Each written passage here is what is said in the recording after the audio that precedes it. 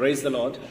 ప్రభువైన యేసుక్రీస్తు నామమున ఈ కార్యక్రమంను వీక్షిస్తున్న మీ అందరికీ శుభములు తెలియజేస్తున్నాను. విజన్ క్యూటీ ఫెలోషిప్ వారి యేసుతో ఏకాంత సమయం ఈ క్వైట్ టైం కార్యక్రమమునకు మిమ్మల్ని ప్రేమతో ఆహ్వానిస్తున్నాను. దేవుని వాక్యాన్ని ధ్యానించినట్లు దేవుడు మనకు అనుగ్రహిస్తున్నటువంటి సమయాన్ని బట్టి ప్రభుకు వందనాలు తెలియజేస్తున్నాను. మనం హోషేయ గ్రంథము నుండి ధ్యానాలు వింటూ ఉన్నాం.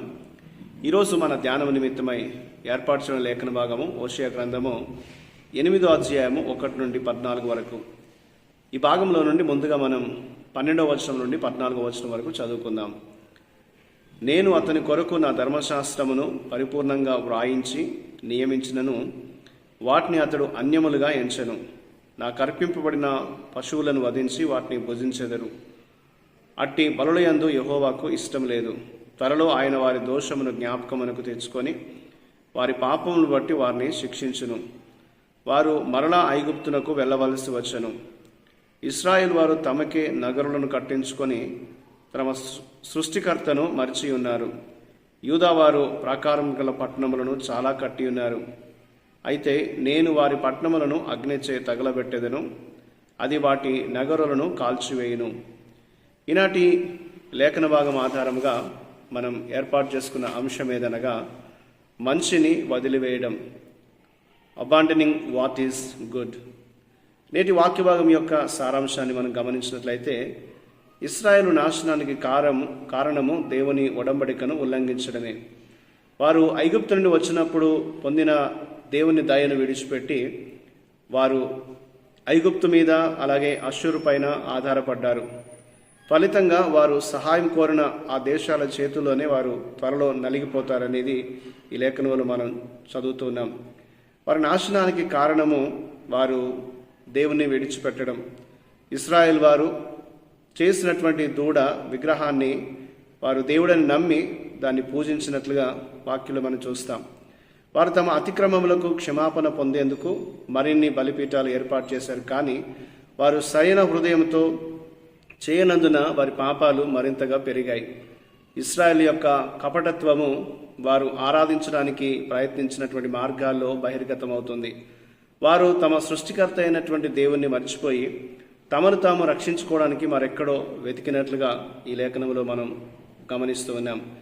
ఈ భాగంలో దేవుడు ఏమై ఉన్నాడు అని మనం గమనించినట్లయితే మొదటి 3 వచనాల్లో ఒడంబడికను ఉల్లంఘించినందుకు మరియు మనిషిని విడిచిపెట్టినందుకు దేవుడు ఇశ్రాయేలుపై తీర్పు రాబోతుందని ప్రకటించాడు.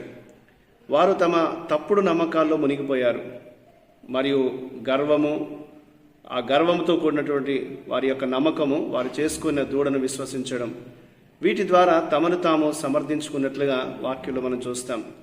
అయితే ఇప్పుడు వారు ఆయన నిబంధన వాక్యాన్ని విడిచిపెట్టినందున దేవుడు వారిని కూడా విడిచిపెడతారని సెలవిస్తున్నాడు. కాబట్టి ఇందులో మనం గ్రహించాల్సిన సత్యం ఏంటంటే దేవుణ్ణి మనం చూడాలనుకున్నట్టుగా కాక ఆయన ఎలా ఉన్నాడో అలా ఉన్నట్లుగా మనం దేవుని శ్రద్ధగా వెతకాలి. ఆయన్ని మనం సరిగ్గా తెలుసుకోవడానికి ప్రయత్నించాలి.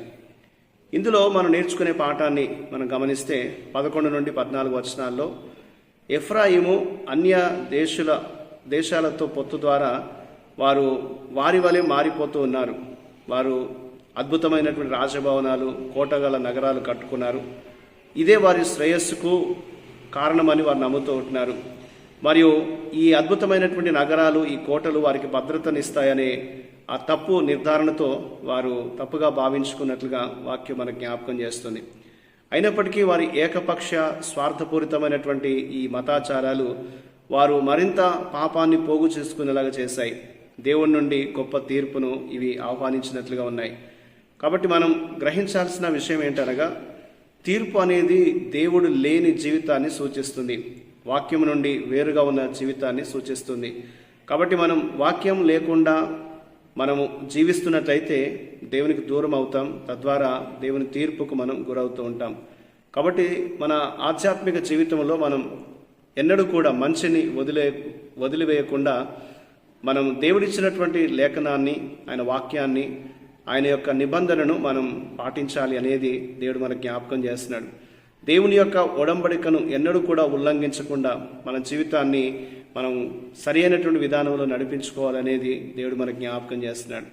కాబట్టి మనం దేవుణ్ణి శ్రద్ధగా వెతికినట్లయితే, ఆయన ఏమై ఉన్నాడో ఆయన్ని ఉన్నట్లుగా మనం అర్థం చేసుకున్నట్లయితే, దాన్ని బట్టి మనం ఆయన్ని అనుసరించి ఆయన మార్గంలో నడిస్తే దేవుడు మనల్ని నిరంతరము ఆయన కృపలో కాపాడి భద్రపరుస్తూ ఉంటాడు.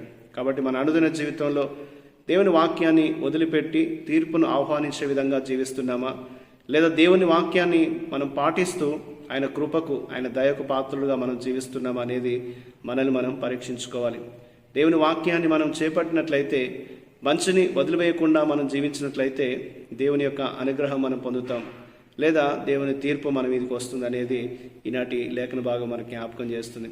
కాబట్టి ఈనాటి వాక్య భాగం ద్వారా మన జీవితాన్ని పరిశీలించుకొని దేవుని ఎన్నడూ విడిచిపెట్టకుండా, దేవుని వాక్యాన్ని మంచిని మనం ఎన్నడూ కూడా విడిచిపెట్టకుండా ఆయన నిబంధనను మనం పాటిస్తూ దేవుని మార్గంలో సాగిపోయే కృప దేవుడు మనకు దయచేయనట్లు దేవుని సహాయం కొరకై మనం ప్రార్థన చేద్దాం. మా ప్రియమైన పరలోకపు దేవ, మీకు వందనాలు చెల్లిస్తూ ఉన్నాను. మీకు నచ్చిన మంచి విషయాలు తెలుసుకోవడానికి మాకు సహాయం చేయండి ప్రభా. మీరు ఏదైతే మాకు తెలియచేస్తున్నారో ఆ మంచి విషయాలు మేము పాటించడానికి, పవిత్రమైన మంచితనం ప్రకారం జీవించడానికి మాకు సహాయం చేయండి. నీ నిబంధన ప్రకారం జీవించి నీ దయను పొందే విధంగా మమ్మల్ని నడిపించమని యేసుక్రీస్తు నామమున ప్రార్థిస్తున్నాను తండ్రి, ఆమేన్. ప్రియులారా, మీరు సమయం తీసుకొని ఈ యొక్క వాక్య ధ్యానం విన్నందుకు మీకు ప్రత్యేకమైన వందనాలు తెలియజేస్తున్నాను. ప్రతిరోజు మీకు అందించబడుతున్న ఈ అనుదిన ధ్యానాలు మీకు దీవెనకరంగా ఉన్నట్లయితే మీ యొక్క అనుభవాల్ని మాతో పంచుకోవాలని కోరుతూ ఉంటున్నాను. దేవుని కృప మనందరికీ నిత్యము తోడై ఉండి కాపాడునుగాక. ఆమేన్.